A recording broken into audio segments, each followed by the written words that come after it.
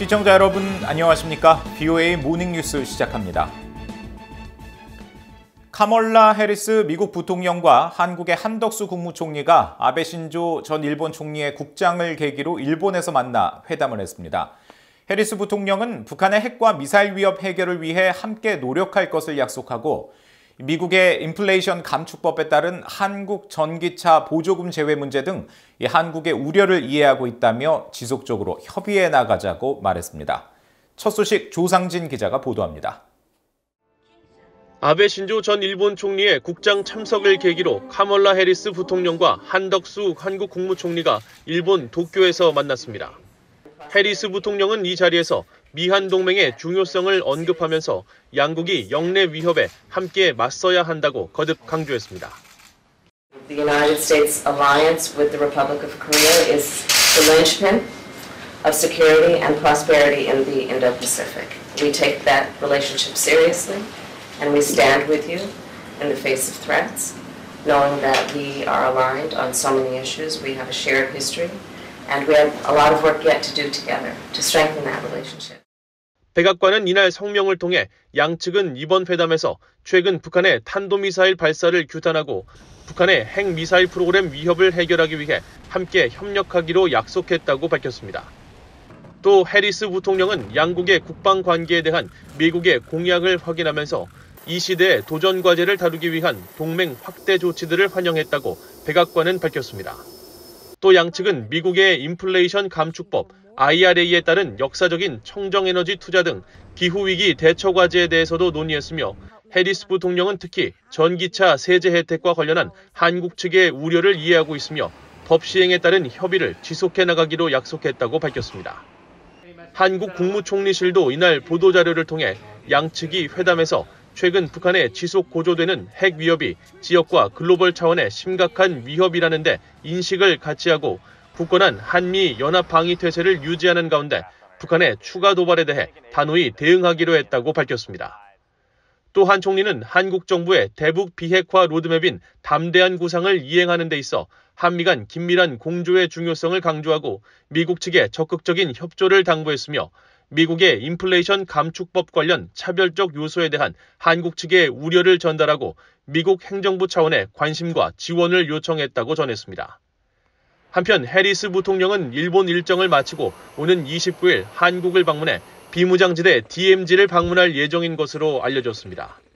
익명을 요구한 미국 정부 고위 관리는 27일 로이터 통신에 해리스 부통령의 이번 DMZ 방문은 한국 안보에 대한 미국의 의지를 보여주기 위한 것으로 북한의 어떤 위협에도 불구하고 강력한 미한 동맹의 힘을 강조할 것이라고 전했습니다. VOA 뉴스 조상진입니다.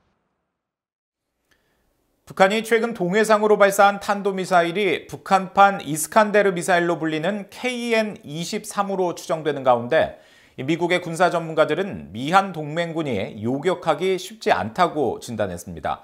KN-23이 저고도 비행에 조종 능력까지 갖춘 신형 미사일인 만큼 다층 방어망이 필요하다는 지적입니다. 박승혁 기자가 취재했습니다. 이언 윌리엄스 전략국제문제연구소 CSIS의 미사일 방어 프로젝트 국장은 26일 VOA에 북한이 지난 25일 발사한 탄도미사일이 KN-23으로 알려진 것과 관련해 북한의 단거리 탄도미사일 SRBM 기술이 상당한 진전을 보였다고 평가했습니다. 기동 능력을 갖추고 적어도 비행을 하는 효과적인 단거리 탄도미사일로 현재 미사일 방어 체계로 요격하기가 까다로운 편이고 고체 연료를 사용해 신속한 발사가 가능하며 기존 미사일보다 적중률도 훨씬 높을 것이라는 분석입니다. The fact that it does have some maneuvering capability that allows it to correct its trajectory, correct its path, flight path to a certain degree. If they're aiming it at an airbase, I would assume that it can hit the airbase. And of course, if it's equipped with a nuclear weapon, then accuracy is less important. 미사일 전문가인 반 벤디펜 전 국무부 국제안보 비확산 수석 부차관보는 북한이 계속 단거리 탄도미사일의 정확성과 기능을 시험해보는 것 같다며 이를 지속적으로 현대화하면서 기존 미사일보다 재래식 전쟁 수행 역량을 강화하는 것으로 보인다고 지적했습니다. 그러면서 궁극적으로는 한국에 비해 공군력이 부족한 북한이 전시 상황에서 KN-23 같은 미사일로 한국과 일본의 공군 기지를 목표로 할 수 있다고 분석했습니다. We would expect them to, use ballistic missiles pretty extensively on the peninsula in particular, but also against Japan, to do things like, suppress air bases, make it harder for us to conduct air operations, make it harder for reinforcements to get to the area, disrupt, ground formations, take out critical infrastructure, that kind of thing. 군사 전문가인 브루스 베넷 랜드연구소 선임연구원은 KN-23이 요격하기 까다롭고 적중률이 높아 실전에서 상대국에게 큰 피해를 입힐 수 있다고 평가했습니다. It's able to carry 500 kilograms or so warhead, which is enough for a nuclear weapon if they've miniaturized. If it's carrying a warhead like a nuclear weapon or a chemical weapon, it could have a pretty serious effect. 전문가들은 그러면서 북한 미사일을 방어하기 위해서는 고고도 미사일 방어체계 사드를 비롯해 저고도와 중고도, 고고도를 아우르는 다층 방위 체계를 구축해야 한다고 강조했습니다. VOA 뉴스 박승혁입니다. 미국과 한국의 연합해상훈련이 한국 동해상에서 시작된 가운데 한미연합사령관과 한국의 합참의장이 핵추진 항공모함 로널드 레이건호의 승선에 훈련 상황을 보고받았습니다. 폴 라카머라 한미연합사령관 겸 주한미군 사령관은 27일 로널드 레이건호의 승선에 한국에 대한 미국의 방위와 확장 억제 공약은 철통 같다면서 이번 항모 강습단의 방안과 미한 연합해상훈련은 미국의 확장 억제와 전투 준비 태세에 대한 의지와 실행력을 보여주는 사례라고 평가했습니다. 김승겸 한국합동참모의장도 레이건호의 승선에 훈련 진행 상황을 보고받고 미한동맹은 북한의 어떠한 도발과 침략에도 단호히 대응할 것이며 만일 북한이 핵공격을 시도한다면 북한 정권이 더는 생존할 수 있는 시나리오는 없다는 것을 확실하게 각인시킬 것이라고 강조했습니다.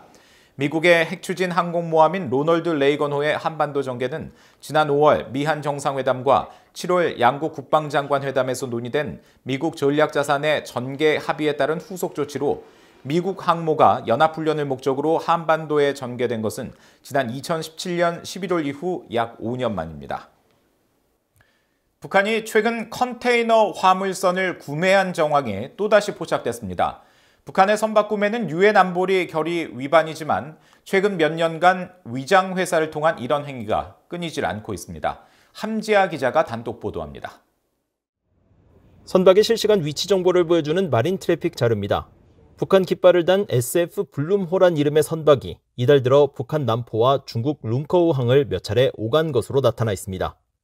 일반적으로 선박은 자신의 위치 정보를 담은 선박 자동 식별 장치 AIS를 통해 선박명이 포함된 기본 정보를 외부로 송신하는데 이를 통해 수신된 SF 블룸호의 이름은 부양 2호입니다. 그런데 VOA가 과거 선박의 등록 자료 등을 살펴본 결과 SF 블룸호 혹은 부양 2호는 지난해까지만 해도 타이완 회사가 소유한 더블 해피니스 1호였던 것으로 확인됐습니다.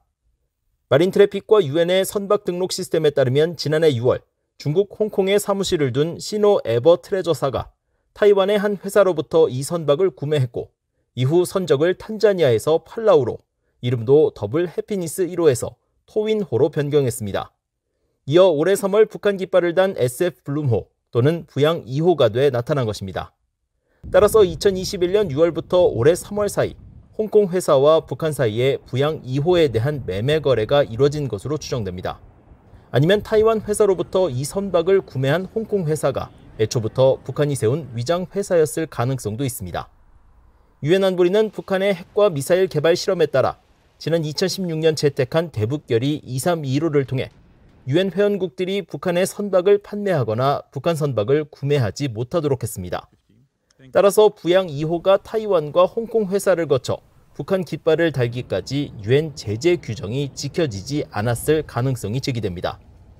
위장 회사를 동원한 북한의 중고 선박 구매는 최근 몇 년간 자주 관측됐습니다. 특히 VOA는 북한이 한때 한국 소유였던 10,000톤급 이하 중고 선박 여러 척을 구매한 사실을 확인해 보도한 바 있습니다. 실제로 한국 깃발을 달거나 한국 회사 소유의 리용호와 써니시더호, 오션스카이호 등 6척이 2019년과 2020년 사이 북한 선박으로 변경됐습니다. 또 최근 수십 차례의 대북 제재 위반 행위가 포착된 선적 비상의 뉴콘크호도 한때 한국 선박으로 확인돼 논란이 일었는데 문재인 정부 시절인 지난 2019년 3월 매각을 위해 한국을 떠나면서 차항지를 북한으로 보고했지만 아무런 제재조차 받지 않은 것으로 나타나 파장이 일었습니다. BOE 뉴스 함지아입니다. 중국과 러시아가 북한 노동자들을 수용해 유엔 안보리 대북 제재 결의를 계속 위반하고 있다고 미국의 북한 인권단체가 지적했습니다. 미국 북한인권위원회 HRNK는 26일 발표한 보고서를 통해 중국 유엔 대표부가 지난 2018년 유엔 대북제재위에 제출한 보고서를 인용해 중국 내 북한 노동자들의 절반 이상을 북송했으며 러시아도 3만여 명이던 북한 노동자가 2018년 이후 만여 명으로 감소한 것으로 대북제재위에 보고했다고 설명했습니다. 그러나 최근 북한을 탈출한 탈북자들의 증언과 중국 내 소식통을 통해 신종 코로나 바이러스 확산 상황에서도 북한의 해외 노동자들이 여전히 중국과 러시아에 잔류해 지속적으로 활동해온 것을 확인했다고 보고서는 밝혔습니다. 보고서는 또 북한이 신종 코로나 바이러스를 이유로 국경을 봉쇄하면서 중국과 러시아는 북한 노동자들을 계속 활용하고 있고 북한 당국은 이를 통해 외화를 계속 벌어들이는 등 양측 모두 상황을 악용하고 있다고 지적했습니다.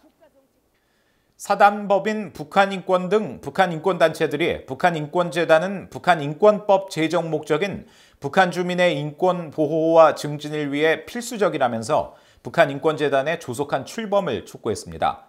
북한인권단체들은 27일 서울프레스센터에서 북한 자유주간 행사의 일환으로 기자회견을 열어 이같이 촉구하고 법의 정상적인 집행과 북한 동포를 위해 한국의 양심과 한반도의 자유민주적 평화 통일을 위해 더는 북한인권재단 설립을 미뤄서는 안 된다고 강조했습니다. 북한 자유주간 대회장격으로 격려사를 한 수잔 숄티 북한 자유연합 대표는 문재인 전임 정부 아래 북한 인권과 관련해 중요한 시간과 자산을 다 잃었다며 북한 인권재단이 빨리 설립돼 문재인 정부 당시 잃은 자산을 되찾고 북한 인권 증진을 위한 일이 다시 시작되기를 바란다고 말했습니다. 한국 국회의 여야 초당적 합의로 지난 2016년 9월 시행된 북한인권법은 통일부 장관과 국회 추천을 통해 이사장 1명을 포함한 12명 이내의 재단 이사를 두도록 했지만 현재 야당인 더불어민주당이 추천을 거부해 6년이 지나도록 법에 명시된 북한인권재단을 출범하지 못하고 있습니다. 이상으로 BOA 모닝뉴스를 마칩니다. 시청해주신 여러분 고맙습니다.